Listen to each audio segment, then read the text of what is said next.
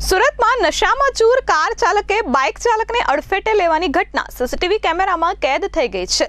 Lal Darwaja station road વિસ્તારમાં આ ઘટના બની હતી, જ્યાં નશામાં ચૂર કાર ચાલકે અકસ્માતની ઘટનાને અંજામ આપ્યો છે।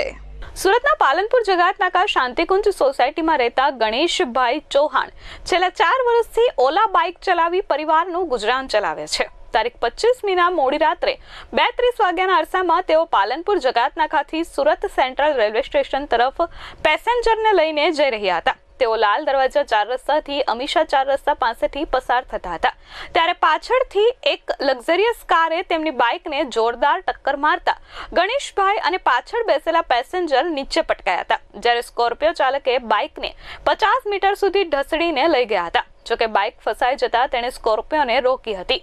આ દરમિયાન સ્થાનિક લોકો ભેગા થઈ ગયા હતા અને સ્કોર્પિયો કાર ચાલકને માર માર્યો હતો।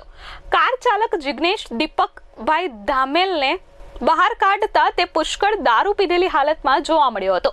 લોકોએ તેને મેથીપાક આપી પોલીસને જાણ કરતા મૈદરપુરા પોલીસનો સ્ટાફ ઘટના સ્થળે પહોંચ્યો હતો અને કાર ચાલક જિગ્નેશની ધરપકડ કરી હતી। જાણવા મળ્યું હતું કે જિગ્નેશ લોન એજન્ટનું કામ કરે છે અને રાત્રે દારૂ પીને મિત્રને મૂકીને જતો હતો અને આ અકસ્માત સર્જ્યો હતો। હાલ પોલીસે તેની ધરપકડ કરી કાયદેસરની કાર્યવાહી હાથ ધરી છે। Bureau report S24 news Surat.